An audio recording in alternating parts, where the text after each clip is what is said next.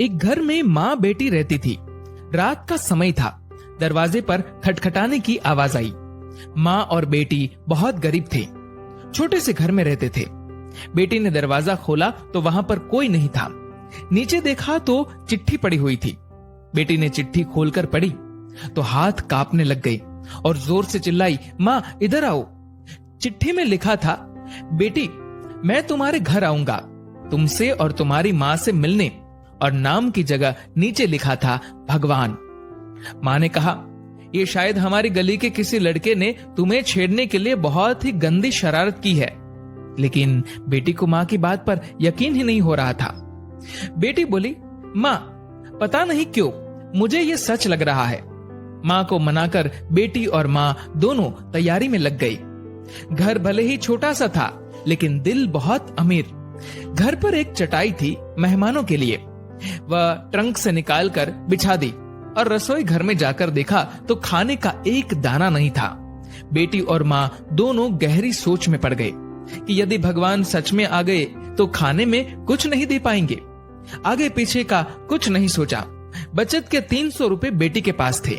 पैसे लेकर वे दोनों छाता और कंबल लेकर किराने की दुकान के लिए निकल पड़े। बारिश होने वाली थी और ठंड भी बहुत ज्यादा थी। एक पैकेट दूध, एक मिठाई का बॉक्स और कुल 200 रुपए की चीजें खरीदकर वापस लौटने के लिए ऑटो ले लिया, क्योंकि उन्हें लगा शायद भगवान घर पर पहुंच गए होंगे। घर से थोड़ी दूर पहुंची तो देखा कि जोर से बारिश शुरू हो गई और सड़क किनारे एक पति पत्नी खड़े थे। ऑटो पास से गुजरा तो लड़के ने देखा उनके हाथ में छोटा बच्चा रो रहा था। स्थिति कुछ ठीक नहीं लग रही थी। ऑटो घर के दरवाजे पर पहुंचा। माँ ऑटो से उतरी ही थी कि बेटी से रहा नहीं गया। बोली, ऑटो वाले भैया जरा ऑटो को उनके पास ले लो। पास जाकर देखा तो बच्चे को तेज बुखार था और उनके पास खाने के लिए कुछ नहीं था।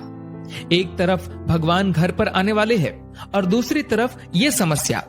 बेटी ने सोचा, भगवान को मना लूंगी, लेकिन यदि इन्हें ऐसे ही हाल में छोड़ दिया गया तो भगवान बिल्कुल भी माफ नहीं करेंगे। बेटी ने जो जो खरीदा था सब उनके हाथ में थमा दिया और तो और बचे हुए 50 रुपए भी दे दिए और बोली, अभी मेरे पास इतने ही है, इसलिए रख लीजिए। बारिश हो रही थी तो छाता भी दे दिया और बच्चे को ठंड ना लगे इसलिए कंबल भी दे दिया। वहां से फटाफट घर पहुंची, ये सोचकर कि भगवान आ गए होंगे। लेकिन दरवाजे पर माँ खड़ी थी। बोली, आने में इतनी देर क्यों लगा दी बेटी? और ये देख, एक और चिट्ठी आई है, पता नहीं किसकी है। बेटी ने पढ़ना शुरू किया। उसमें लिखा था, बेटी आज तुमसे मिलकर बहुत खुशी हुई। पहले से दुबली हो गई हो लेकिन आज भी उतनी ही सुंदर हो। मिठाई बहुत अच्छी थी और तुम्हारे दिए हुए कंबल से बहुत आराम मिला। छाता देने के लिए धन्यवाद।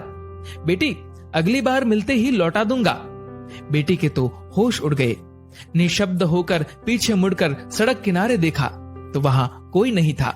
चिट्ठी में आगे लिखा था, इधर उधर मत ढूंढो मुझे, मैं तो कण कण में हूँ। जहां पवित्र हो सोच, मैं हर उस मन में हूँ। यदि दिखे कोई जरूरतमंद तो मैं उस हर जन में हूँ। बेटी जोर से रो पड़ी और माँ को सब बताया। दोनों बहुत भावुक हो गए और पूरी रात सो नहीं पाए। दोस्तों, अब आप सभी से एक प्रश्न है, क्या ये बेटी सच में गरीब थी? सोचिए और अपने दिल से इस सवाल का जवाब दीजिएगा, क्योंकि व्यक्ति मरने के बाद अपने साथ पैसे नहीं बल्कि कर्म लेकर जाता है। और जरूरी नहीं कि हर पैसे वाला व्यक्ति अच्छे कर्म लेकर जा रहा हो। इसीलिए कोशिश करें कि पैसों से अमीर हो या गरीब, लेकिन कर्मों से अमीर जरूर बने। दोस्तों, इस कहानी को लेकर आपकी क्या राय है, नीचे कमेंट करके जरूर बताएगा। और अगर आपको ये वीडियो अच्छा लगा हो तो इस वीडियो को लाइक करेगा और शेयर करेगा। और ऐसे ही और भी इंस्पिरेशनल वीडियोस के लिए सब्सक्राइब करें हमारे यूट्यूब चैनल को और फेसबुक पर फॉलो करें हमारे पेज को। धन्यवाद।